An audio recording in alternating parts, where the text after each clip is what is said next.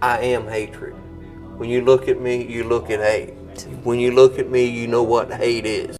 Tommy Lynn Sells was born in Oakland in June 1964 to Nina, an unmarried mother. He lost his twin sister to meningitis. Before he was 9 years old, he was molested by a man with Nina's consent. By 10 years, Tommy has already started using drugs. Tommy generally had a rough childhood and was abandoned by the rest of the family. By the time Tommy was just 14, he was living on the roads, a permanent drifter. Following a series of assaults and petty crimes, Tommy tried getting help from a mental health institute but wasn't successful. He then turned towards alcohol, and by 1982, he was also arrested for public drunkenness. Sells was a serial killer. He confessed that he committed his first murder when he was just 15 years old. The first time I did a shot of dope, it was the best feeling I ever had in my life. And the first time I killed somebody, it was such a rush. And it was just like that shot of dope. Every time I did it, it was that rush again. And I started chasing that high. Sells was involved in several crimes, from theft to assault and driving under the influence. He moved to St. Louis, Missouri in 1983, where he unapologetically killed a woman and her daughter with a baseball bat. Sells went on a killing spree, raping women, mutilating private parts, killing children, and assaulting the corpses of his victims. I like to use a knife. A gun is too violent, too noisy, but just fit my hand well. From Stephanie Stroh, who he strangled and dumped in the desert, to Keith Darden, who he shot in the head after Darden had offered him a ride, Sells killed without mercy. And I like to watch the eyes fade, the pupil fade. It's just like setting their soul free. He decimated Darden's family, killing his son, Peter, and attacking his wife, Elaine, who was pregnant with a child. The beatings Elaine received were so severe that she went into premature labor and gave birth to a daughter. Sells killed the newborn baby, raped the mother, mutilated her breasts, before eventually killing her. He then went on to sexually assault her corpse with the same baseball bat he used to murder her. He was also responsible for the attempted murder of Fabienne Witherspoon and Kayleen Harris. These survivors provided information that helped the police track down and arrest Sells in early 2000. In a murderous career that spanned 5 U.S. states and lasted for decades, Sells killed more than 15 confirmed people and confessed to several unconfirmed killings. I didn't want him to live through the pain I lived through. Sells, or the coast-to-coast killer, as he called himself, received the death penalty and declined to make any final statements or show remorse. I suffer more here than I'll ever suffer in that grave. I have to live with it every day now. When they kill me, at least I'll be free then. On April 3, 2014, a lethal dose of pentobarbital was given to him, and 13 minutes later, he was pronounced dead. I know if you're even sorry. Are you sorry for what you did? Michael Swanson. Born on May 11, 1993, Michael was only 17 when he killed 2 young women. His mother confessed that right from childhood, Michael had been a troubled kid. He had trouble sleeping and found it hard to interact with other children. He was always restless and was often aggressive toward his mother. The mother noted that by the time Michael was 11, his psychiatrist had given up on him. At 17, Michael traveled from Minnesota to Iowa to rob a store. There, he shot and killed Vicki Bowman Hall, an innocent store clerk. At this point, Michael was on a godless rampage. The teenager then went to another Iowa county, where he shot Sheila Myers, another innocent store clerk. When Michael was asked to recount what happened, he smirked and described the half-gasp and half-scream Sheila Myers made when he pulled the trigger. He confessed that it made him feel powerful. Michael showed no remorse from the arrest to the trial, casually replying to the policeman who was part of the team that arrested him.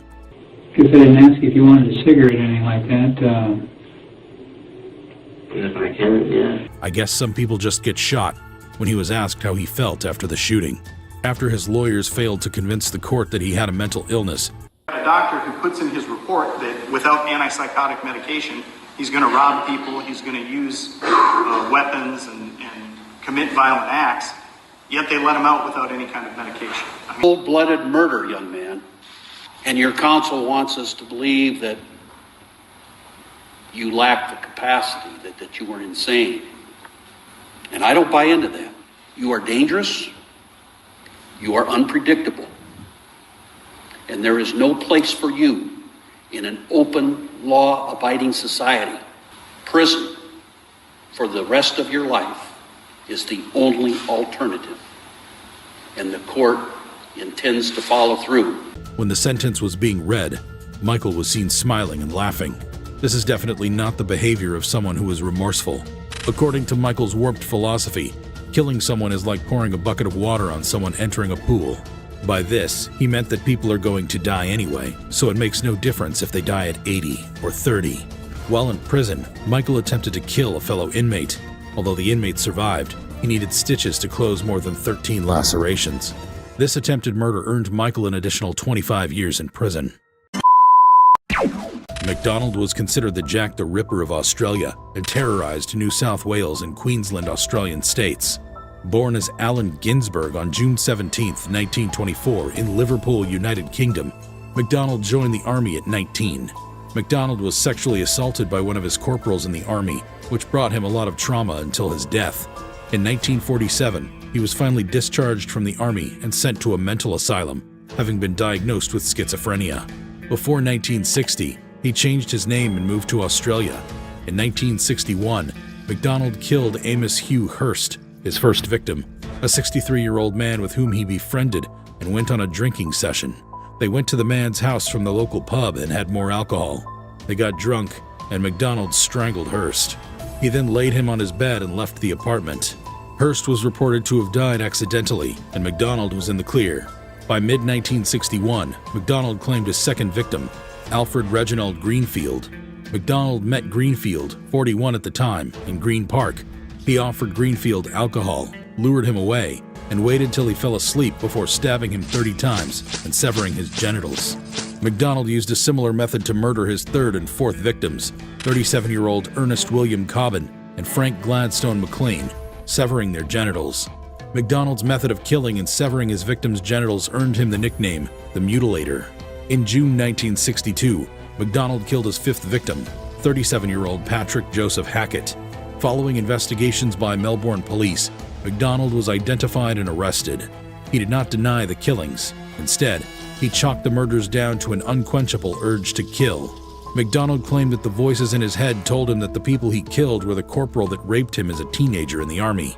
His trial began in September 1963, and he was charged with 4 counts of murder. MacDonald pleaded not guilty, claiming insanity. During the trial, he testified in the gory details of how he murdered those 4 men in cold blood. The teen accused of killing 3 students and shooting 2 more last month. Thomas Michael was responsible for the tragic shooting of Chardon High School, Ohio, in February 2012.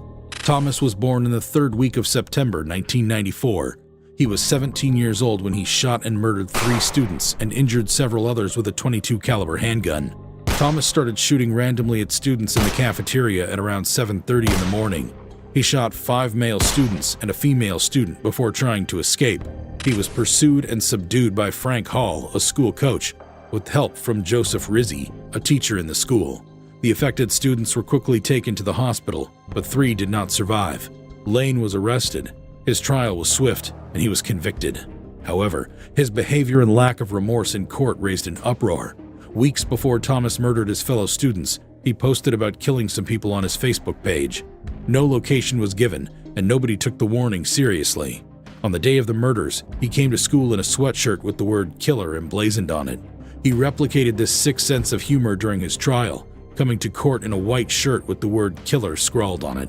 He recounted disrespectfully how he killed his victims, mocked the family members of the victims, and gave them the middle finger. He treated the whole trial as a joke, laughing and cursing the court. He was given 3 life sentences, 1 for each student he killed. In September 2014, Thomas and 2 other inmates escaped from Allen Correctional Institution in Lima, Ohio, where he was serving his sentence. The Chardon High School was shut down as a safety precaution, and less than 24 hours later, Thomas and his cohorts were recaptured. Thomas is now an inmate of Warren Correctional Institution in Youngstown, Ohio, a supermax prison. There, he'll see out the rest of his sentence in absolute confinement and isolation until his name is called to meet the judicial system's most unforgiving penalty, judicial execution. Which of these murderers was the most shocking? Let us know in the comments section.